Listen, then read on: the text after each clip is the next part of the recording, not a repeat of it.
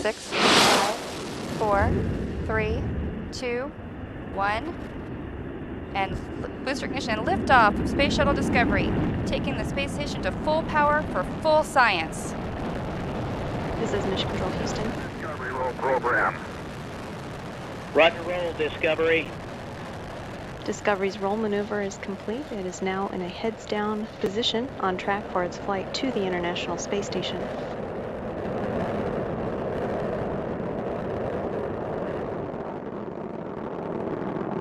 Discovery flying 365 miles per hour, 1.5 miles in altitude, 7 miles downrange from the Kennedy Space Center. Discovery's engines are throttling down as the orbiter passes through the area of maximum pressure on the vehicle.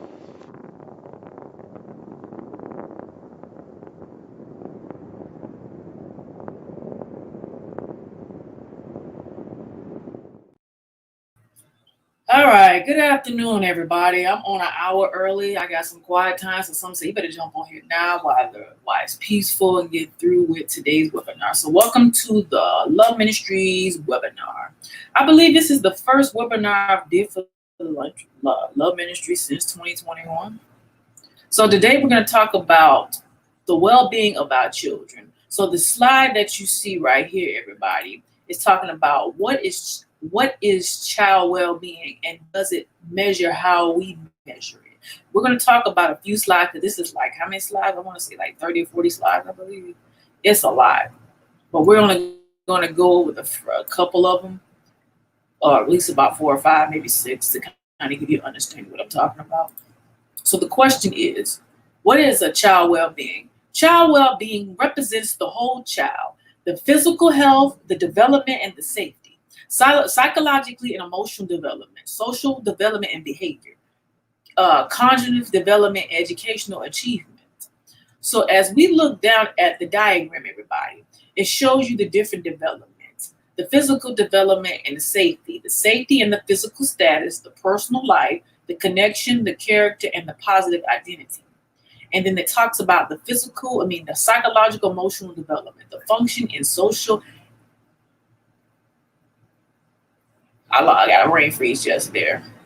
Heterogeneal group, the confidence, the intelligent development, behavior, and physical development. Congenital development and educational achievement. Social commitment to learning, healthy diet, social competing, positive values, and educated intelligence. Empathy, school engagement, civil life, depression, and contribution, and suicide. So I'm going to talk about 1 point for each of these characters. So the first one I'm going to talk about is physical health, development, and safety, personal life. So what is the child's personal life outside of their well-being? How are they physically and mentally coping with a lot of these things in their life?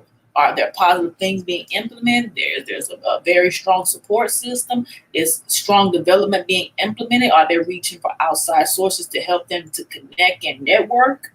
The next one I'm going to talk about is psychological, emotional development. We're going to talk about behavior problems. Have you noticed your child changing since the pandemic? And we're going to kind of talk about the pandemic too, because the pandemic has triggered a lot of things with the youth as well as the teenagers. And have you noticed the behavior changes? Have you noticed the withdrawal, the depression, the anxiety? All those things start developing. And you say, yes, that's a clear sign that your child needs to really seek counseling.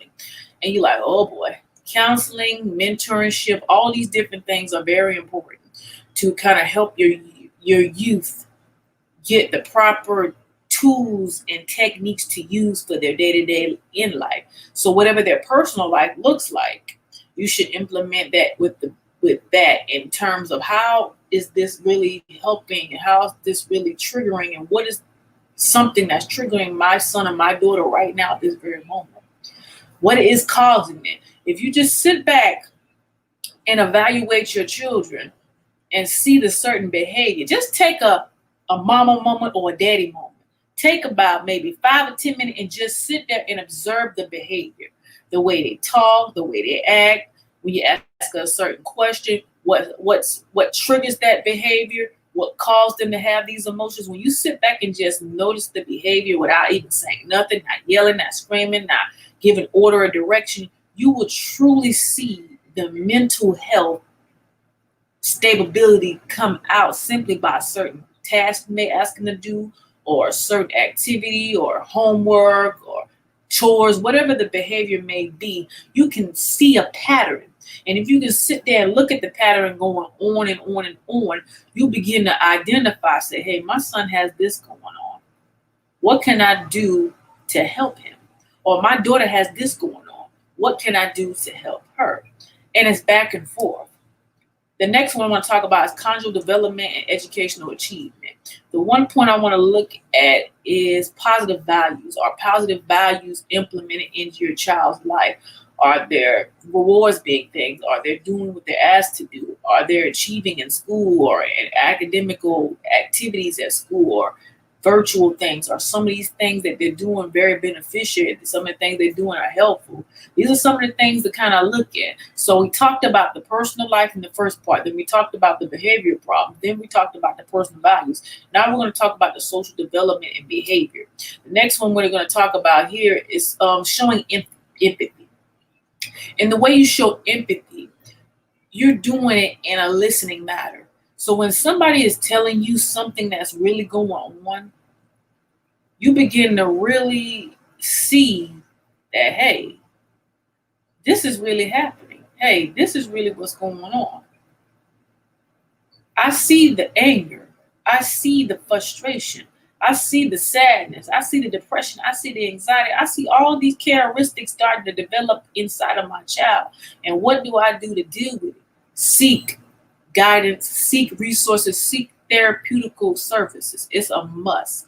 If you see these signs, reach out to the local organizations out there that can help you, give you some kind of direction and guidance in what you should do to help your child in any area. They may be struggling with development, they may be struggling with emotional development, they may be struggling with cognitive development, educational achievement, social development, behavior, whatever these elements that they're struggling with. Make sure you jot down an idea, get your journal, write down these behaviors, and talk to the therapist or counselor, whatever your preference is. Get in contact with some of the nonprofit organizations out there in the community. For those of you who are involved, they have a Triple P out there. They have Bridges out there. What else? And they have different outside community sources that do therapy sessions. And I know a lot of therapy sessions that you may need cost because of if you have insurance and how much you're willing to pay with your insurance. Also, too, you can get counseling through your schools. So you talk to your guidance counselor and tell the guidance counselor what the situation is with your child. That goes with high school, middle school, and elementary. But talk to the guidance counselor of your child's school and get in contact with them regarding your child's behavior, because they do have counselors who are on staff at the school. Sorry, everybody. Okay, I don't know who this is.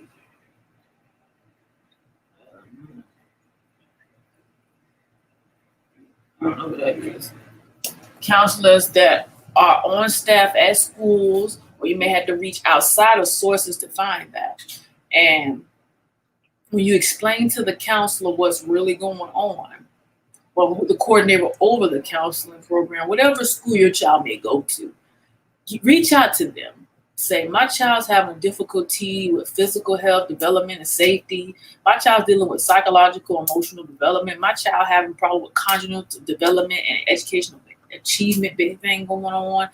My child has social development and behavior issues, and all these different factors that really is causing him and her to struggle. So when you sit down and have these conversations, and you have to be an advocate for that. And if you need somebody to help you on that, you can always talk to the principal of the school if you and the principal have a good relationship. But make sure you are an advocate for your child. You are their first teacher, and you're teaching them that, hey, I got your back. Whatever you're going through, we're going to get through this together. That's a strong, determined parent to get to the bottom of the situation. And you have to be confident that it gets through it. I know it can be tough, and it can be definitely challenging, and it definitely can be a struggle, because a lot of times you really have to stay on a lot of the schools to really get your point across. You really have to fight in certain scenarios to get things resolved. I experienced that in my own personal well-being, in my own life, with my own kids. I had to fight for certain things to get things accomplished. And to God be the glory, I did. But I just wanted to share that example with you about certain things going on with my children and how I had to fight to get certain things done for them. It was a fight, it was a struggle, but at the end, it was well worth it, and they got the services that they needed. That's my oldest child and my middle child, I believe. Yeah, middle child and my baby boy. Yeah, my baby boy too, because he was a part of the program, a mentor program. But unfortunately, the person who was over the school, who was in that position, ended up going and furthering some other location for employment, quote unquote. But I am an advocate for my kids being a parent. This is me, Latricia Johnson, also known as Miss Trish, Remarkable Green Inspiration, speaking as an advocate about my kids and fighting to the very end to get things accomplished. It's a must, ladies and gentlemen. It's an absolute must to be very, very proactive about certain situation regarding your kids, okay? The next point I want to talk about, child's well-being, including well-being and well-becoming.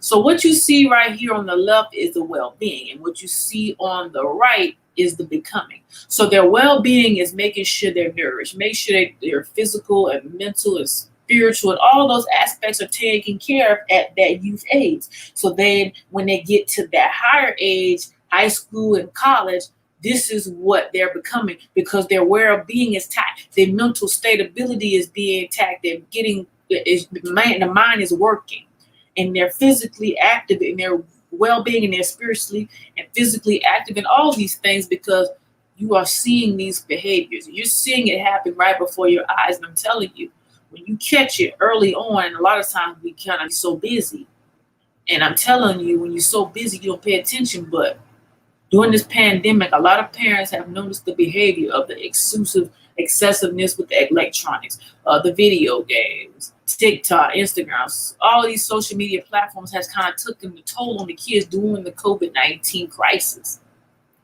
And they was basically saying parents should send their kids back.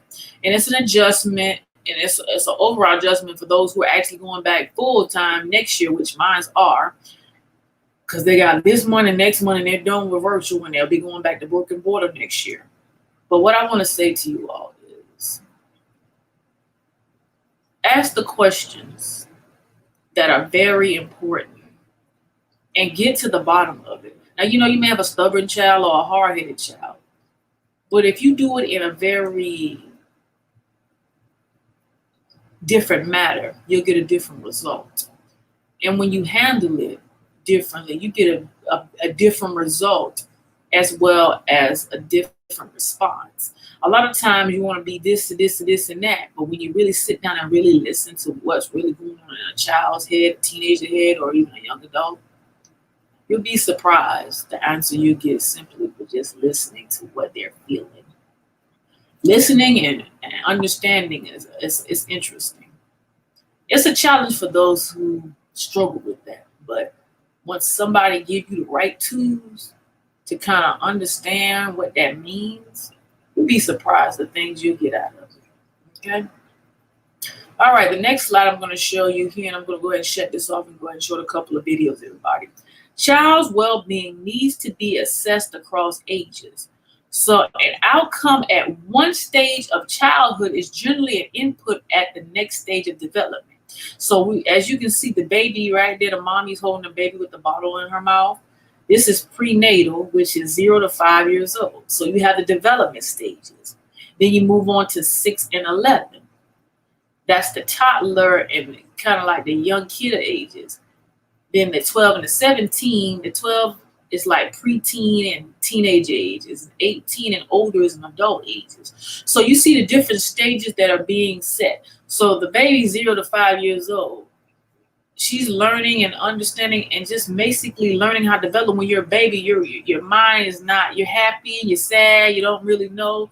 But then you start to develop as you get older until you get about 6, 7, because you're recording a lot of stuff from 5, 6, and 7 that you're seeing around.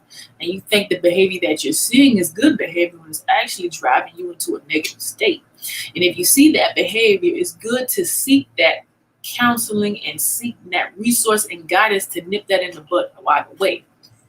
That way, when you see that behavior and identify, you already know what the situation looks like. And as you get to the teenage age, they feel like they can do what they want to do, say what they want to say, know it all, because they develop this mindset that you can't tell me what to do, this and that, and the third. And this is how it's going to be. They're going to be rebellious. They're going to be defiant. They're going to try to challenge you and tell you more than you think they know. And they don't really know because they're still learning. They go by what they see on TV or what their friends say. Peer pressure is a mother, okay? Their peer pressure, what their friends tell them to do. And they want to try and explore different things. And it continues to go on. And even when they get to 18 and 24, they still want to explore and still don't want to listen, this and that, hard stuff. All of those factors play a part. But when they finally get to that place, that part, when, that's the question mark, when. When they finally get to that place, it's totally up to them. We as parents can teach our kids as good as we can to the capacity as we can reach to the age of 18. But it's up to them to apply those values and apply those techniques into their own life and become a good mama or a daddy or be a productive adult. But it's up to them when they reach that certain age. We've done everything we could do for them, but the choice is up to them to make that decision. That's when you see that the first slide talks about well-being and then well-becoming. Well-becoming is mean you're going in a stage of developing different patterns, different behavior, different symptoms, different things, because they're learning their stuff as they go further on in life. Even I, at 37 years old, I'm still learning stuff about my stuff. We'll continue to learn. We continue to learn as we get older. We continue to love our kids and support them. Even if they make us mad, we still love them and support them. Whatever they may want to do. Yes, they're going to mess up. Yes, they're going to make mistakes. We did it. But if you're honest with yourself, what are some of the things that you notice even in the last year or so about your child, about their well-being? Write some of those ideas down. Like, what did I notice about my daughter? What did I notice about my son about?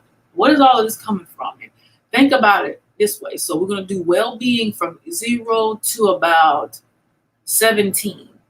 And then well-becoming is from the age 18 to 24 plus. Put those in a diagram. Put a line in the middle, say well-being and then well-becoming. What about their well-being when they're adults? You can go there too. You can do scenario. You can do well-being and becoming for each age. Either or. See what that looks like. What are their accomplishments? What are they doing? How they're interacting? How they're coping with things. These things are very important. If I, as a parent, notice that about mine, I know you notice it about yours. Just pay attention and listen and just be vigilant about the things that they're doing. I'm going to show you one more slide before I show the videos. All right. Child's well-being is an outcome, not an input. So as you can see right here, it shows the inputs and the outcomes. So you have the inputs of things that are put in order.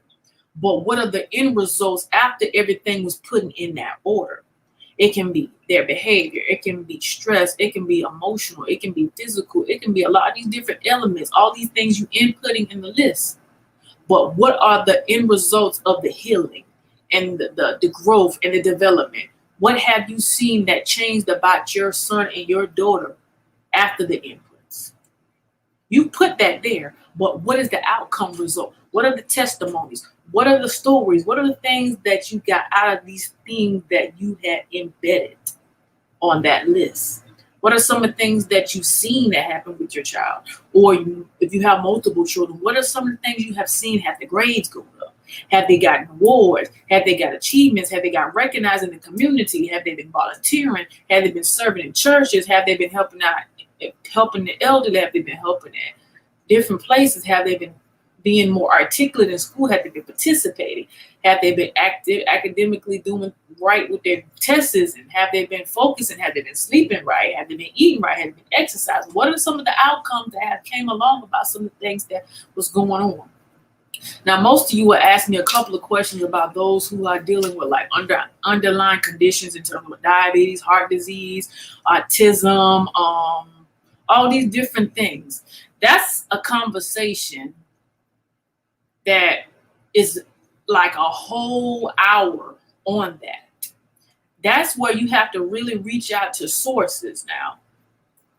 Who handles the autism and all these other little elements that goes on with a child? How would you deal with their behavior? How would this work out? This and that. I will talk about that subject in my next webinar next month on the 5th of June at this time, because I'm going to do a part 2 of the child's well-being if you have underlying condition, diabetes, heart disease, autism, all these different things. And I'm going to show you the videos of these different behaviors, and for parents who are how would I say it, are caregivers of those who have these elements. This will be a great broadcast to see. This will be streamed on the True Solitude 1000 as well as the YouTube channel, which is On Time Ministry, but this is a Love Ministry webinar. But it's streamed on these 2 platforms for a reason. For those who don't have Facebook, you can look on my YouTube channel because it's streaming right now. But that's a good topic to talk about. What is my child well-being having underlying conditions? And that's a topic. It's very informative. It's very educational. And it'll get you to understand more about how to handle it and the resources and the outreach. And support is a must. Support is a must, ladies and gentlemen. It's a must to share with other parents and guardians that's going through this. So with that being said, everybody, I'm going to go ahead and stop sharing my screen. Like, what about it? It's like 77 pages. We'll be here about 2 hours, everybody. But I wanted to share the first 7 slides. And I'm going to actually bring this back next month to share the rest of the slides with you and go over it quickly so you can, in fact, you know what I'm going to do? I'm going to upload this slide on the True Solitude 1000 so you can look through all of the content that I share instead of doing all those pages, because I'll be here for a whole hour going through it all. I'm going to share this and I'm going to upload it before I get off this broadcast this afternoon. Okay, so I'm going to go ahead and stop sharing my screen, everybody. I'm going to go ahead and share a couple of videos that I want you to see to kind of show you the well-being of your child. So I got about I think about 3 videos I want to share. We're going to talk about each video and about some of the things that we are seeing within our children overall. And the first video I'm going to share with you all is hold on there. Oh, that ain't right. Sorry, everybody. No thanks. All right, the first video I want to share with you all, give me a second. I want to share with you all is well-being for children's confidence and self-esteem. But I'm going to start the video back over again. I'm going to share my screen, everybody. All right, let's get started. All right, everybody, I'm going to turn my volume up so you can hear what's going on.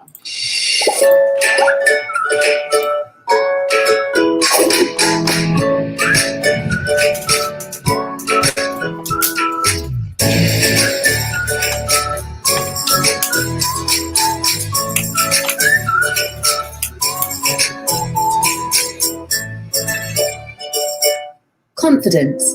It's a word you probably hear a lot, but what does it mean? Confidence is believing in yourself and your abilities. When you are confident, it means that you recognize the things you are good at and are happy to give new things a go. Having good self-esteem is a big part of being confident. Good self-esteem means you accept yourself and you feel positive about yourself, just the way you are.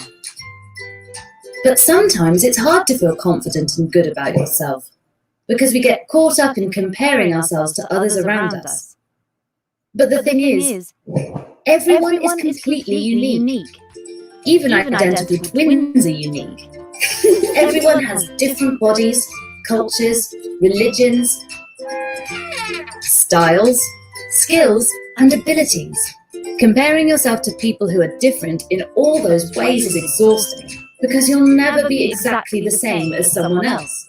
So instead of focusing on other people, why not figure out what you can do and focus on being the best version of yourself possible?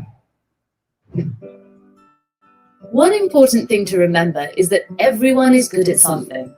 But sometimes we spend so much time focusing on why we aren't a whiz at absolutely everything that we forget this. There may have been a time when you tried something new, like a sport or a maths problem, and didn't do as well as you hoped. But every time you give something new a go, you have to remember that your first try probably won't be perfect. Things take practice, so don't be hard on yourself. When we don't do as well as we expect, we can sometimes start thinking negative things about ourselves. But instead of listening to these negative thoughts, remind yourself of all the things you are great at and your other achievements. Perhaps you're an ace at art, or really enjoy English and wrote a brilliant story. Maybe you have a knack for chess and can checkmate your opponent before they can even blink. Everyone experiences different levels of confidence. But did you know that you can train your brain to become more confident? A good way to look at confidence is to think of it as a muscle.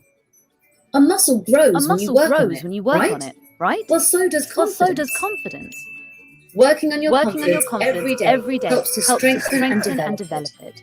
So even though you may not feel incredibly confident, you can become confident. Here are some really simple tips to help develop your confidence. Reevaluate your goals.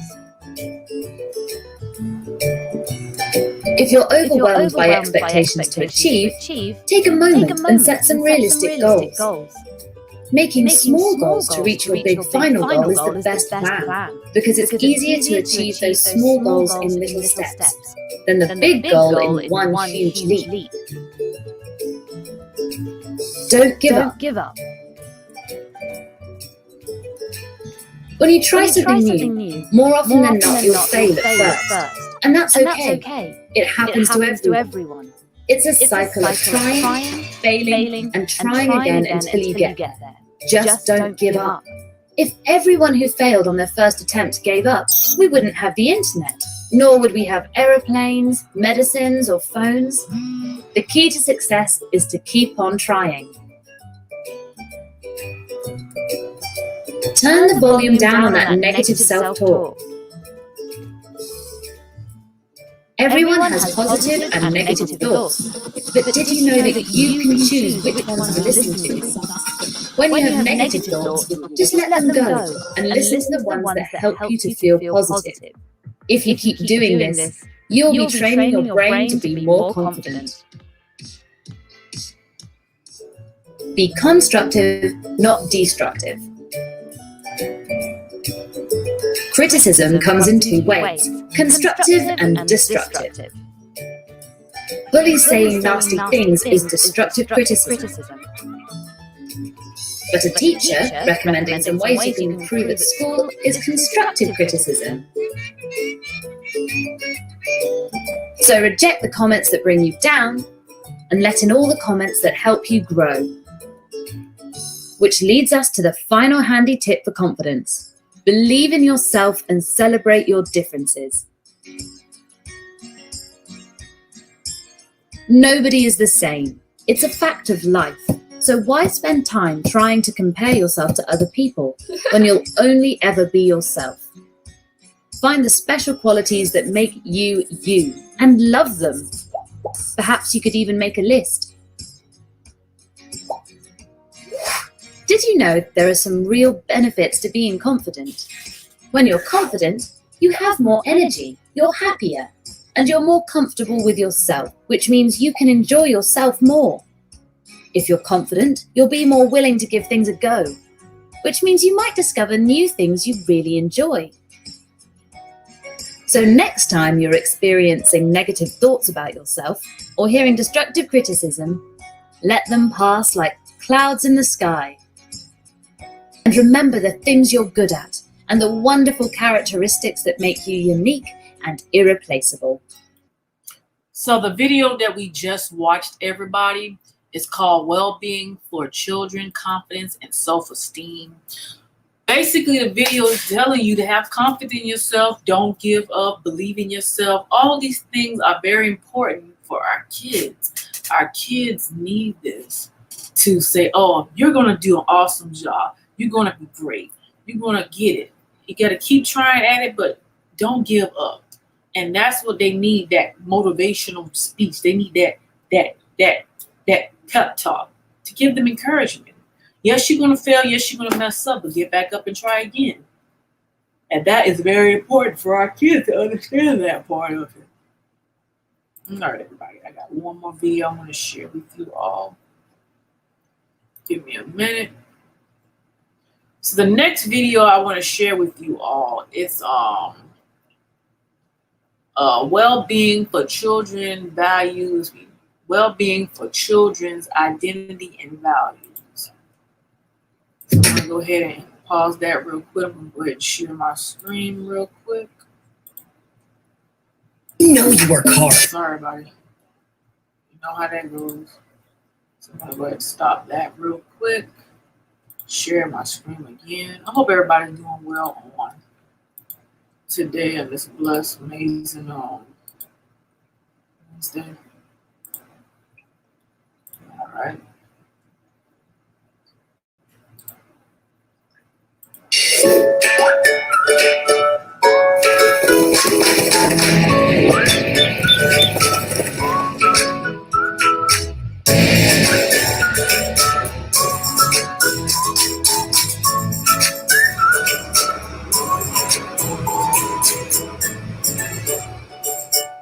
Who are you?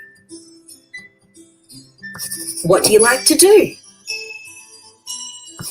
What makes you you? Your identity, or who you are as a person, is made up of a whole range of different things. It can be made up of where you come from, your ethnicity, your religion, your language, what you like, your hobbies, your unique personality, and much more. When you have a strong sense of identity and feel confident about who you are more likely to have the courage and confidence to succeed. But how exactly do you have a strong sense of identity? Well, it's a combination of lots of things. Knowing who you are, what your values are, and being proud of all those things creates your identity. One way to learn more about yourself and your identity is to think about your values. Values are a group of characteristics, ideas, or areas in life that are important to you.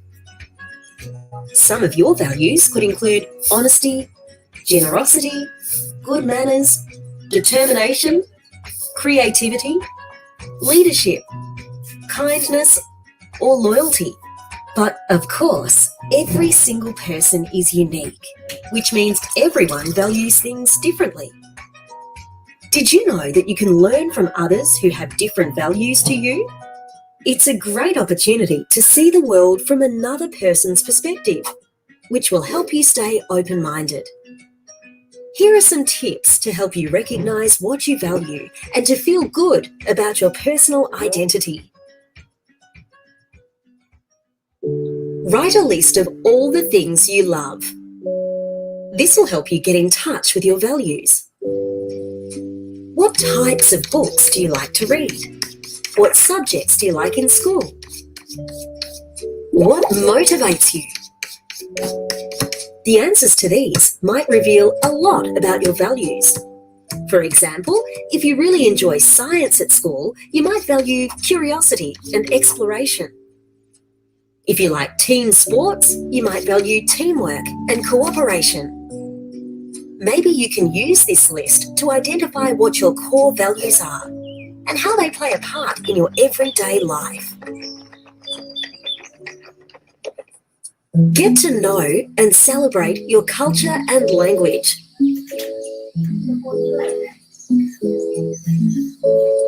Your culture and language are huge parts of who you are, and you should be proud of and celebrate them.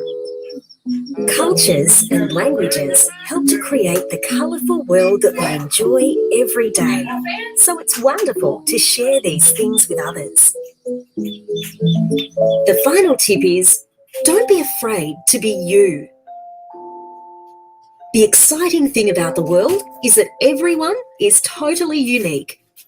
There is only one you. Everybody has their own special traits and talents, and this is what makes our world so diverse and interesting. Just imagine if everyone was the same. What a boring world that would be. Even if you feel like you have traits that are negative or embarrassing, remember that it is just another part of how unique you are, and you shouldn't feel ashamed of them. So don't be afraid to be you, because nobody can do it better than, well, you. As you go through life, you'll experience new things and learn more about who you are, which will influence your identity. Some things will always be part of who you are, like your core values and your ethnicity. And some other parts of your identity may change with time, like your hobbies or relationships. But remember, the most important thing about identity is to stay true to yourself and your values, and be proud of who you are.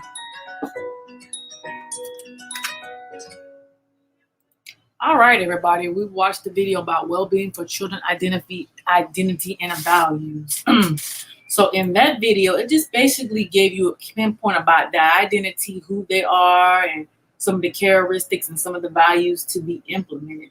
Like they said, write down some things that make sense to them. So the video is self-explanatory, and I'm not going to get into detail because it's almost time for me to get off, and then people start coming on my live. So I got to kind of wrap this webinar up, unfortunately. But you can always rewatch this video and take a little implement and a lot of ideas from that and apply that to your child's life and see the outcome of it. I got one more video I want to share with y'all before I get off of this webinar, everybody. So let me go ahead and share it and get off the platform. The next one, we're going to talk about developing a growth mindset. I think I've showed this before. Maybe, I'm not sure. It's not very long. It's like 4 minute long. Writing's not that. Sorry, buddy. A 4-minute video. It's not very long. It helps. Not very long. So let me see where I'm at right now. All right. I'm going to share this one last video. I'm going to talk about this briefly, and then go ahead and upload the slide that I talked about today. You can always read through it and take a couple of notes and learn a lot of different techniques. The slide that I was presented was back in 2013, so the data may have changed and might have revised it or updated a little bit more, but you basically get the concept of what I'm trying to say today on this particular webinar today. So I'm going to share my screen one last time, everybody, before I get off of here. One last time, everybody. Hold on, everybody. All right, here we go.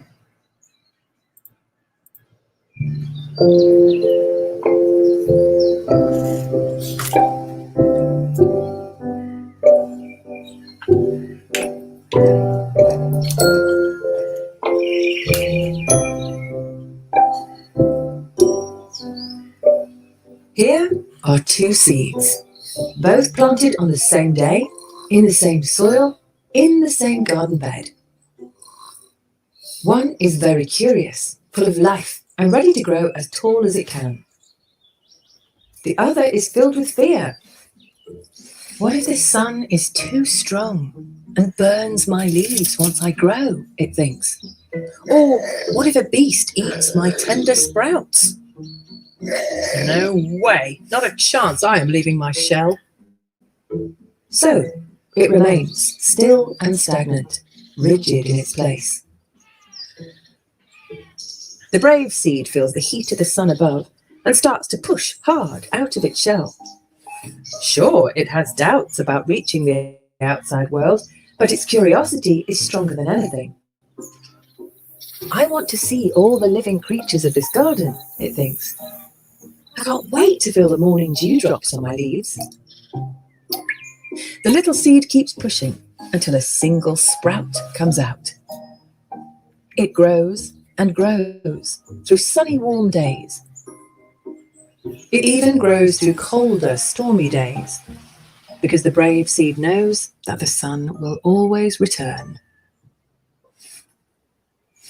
Throughout life, you will have moments when you feel like either one of these seeds. The way we see the world around us and how we behave towards life is called our mindset. You can choose to have a fixed mindset or to have a growth mindset. When you have a fixed mindset, things can seem too hard. Negative thoughts might cloud your mind and you start to give up easily. I can't do this. You may believe that if you're not good at something, then you never will be. I'm just born this way. The obstacles you face can hold you back, and you begin avoiding challenges. What's the point of trying? Just like the fearful seed.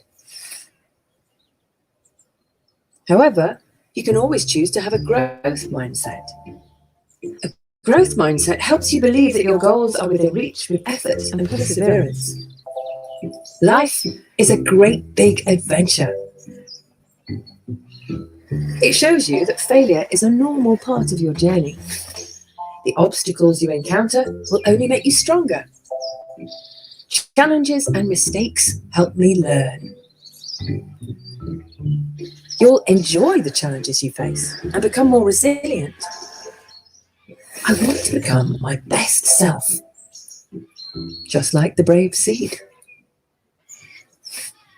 Fear is a natural emotion. We all experience it, and it can make changing your mindset difficult. The important thing is to try. So here are some tips to switch on your growth mindset. Perfection does not exist. Aiming for perfection is like running a race without a finishing line. Trying to achieve it will only exhaust you. When negative thoughts fill your head, you can turn them around by simply adding yet at the end. See challenges as adventures. They will make you more resilient and can open new worlds. If you work hard, you will see progress. And don't worry about mistakes. They are a part of life, and we can learn from them. The good news is, the sun always comes out after a storm. By having a growth mindset, you might even find that a little rain won't bother you much at all.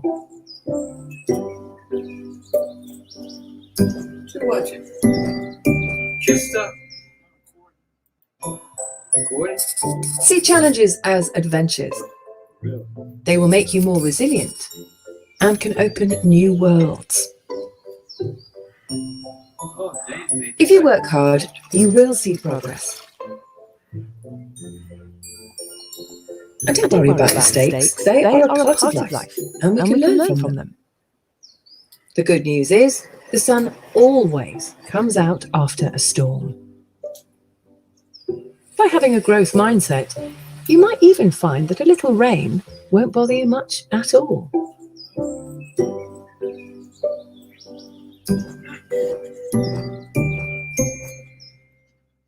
All right, ladies and gentlemen, that concludes this webinar for this month. We're talking about the well-being of our children, everybody. The first 3 videos that I showed on this platform, everybody, is to educate, to inform you. And the next one talks about development growth mindset. It talks about a growth mindset as well as a fixed mindset. And it shows you the scenarios of what those two look like. I'm getting ready to log off of this webinar. Hope you all have an amazing and a wonderful Wednesday. And I'm going to go ahead and upload this slide for you all to look at. throughout the week, whenever you have your free time. Just kind of go ahead and educate yourself. I love you all. We'll see you back here Sunday at 9 a.m. for a special service for Mother's Day. It's going to be an hour-long broadcast, but it's a must, everybody. I love you all. Keep each other in prayer. Keep Mark with inspiration in prayer. And I'll see you Sunday at 9 a.m. for Sunday service on One Time Ministry, True Solitude 1000, as well as my YouTube channel. See you later.